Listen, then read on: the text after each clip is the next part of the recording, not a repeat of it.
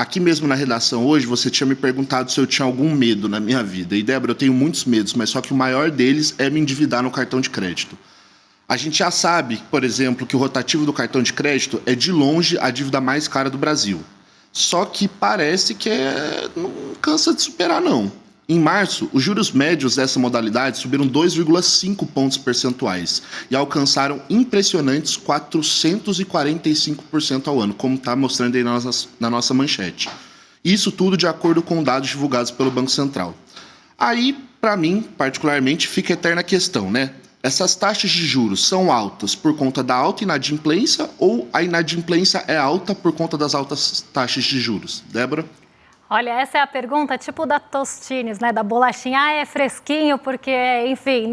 E aí parece que é uma coisa sem resposta. Ou quem nasceu primeiro, o ovo ou a galinha, né? Essas perguntas aí que parecem que não tem resposta. Mas no caso da taxa de juros, por mais que as pessoas falam que a taxa de... Algumas pessoas falem, né, que a taxa de juros é alta porque o brasileiro é inadimplente, na verdade é o contrário. O brasileiro é inadimplente porque a taxa de juros é muito alta.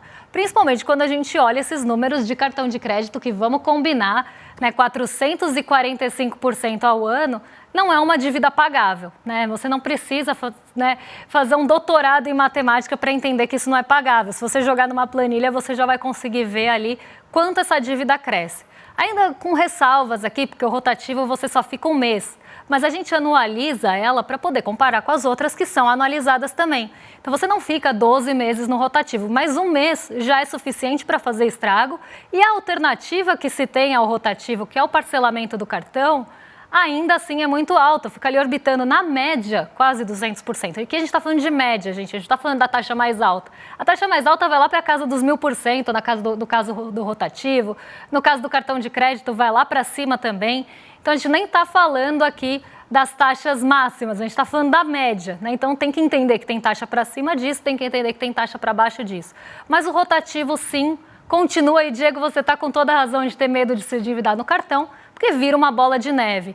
E aí a gente começa a entender, porque as taxas elas variaram bastante esse mês, e elas já tinham variado nos meses anteriores, desde o começo do ano a gente começa a ver algumas taxas subindo, né? Exceto ali o cheque especial, que caiu um pouquinho, né? Caiu 8 pontos percentuais, mas continua em 134%.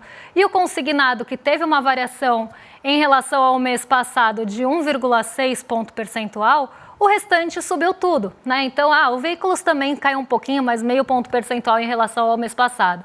A gente viu o rotativo subindo bastante, 2,5%, 2,5 pontos percentual. O crédito pessoal consignado total aqui, na verdade o que caiu foi o não consignado, né? O consignado subiu meio ponto aqui também. Então a gente vê, né, as taxas de juros ficando mais caras.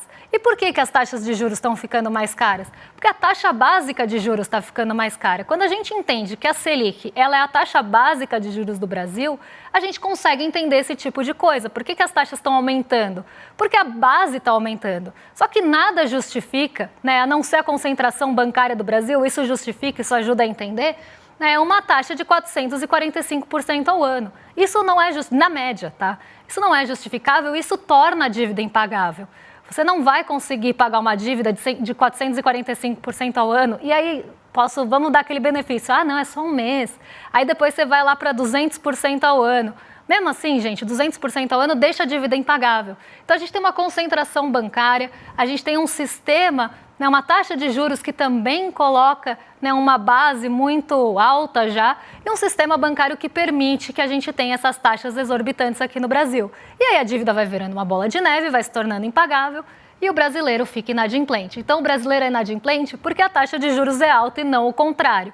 Porque a inadimplência do brasileiro não é tão alta, a não ser no cartão de crédito quando a gente olha, e mesmo assim as taxas são altas até no que tem garantia, até no consignado, até no financiamento de veículos. Então a gente tem, né, esse cenário aqui no Brasil, triste cenário,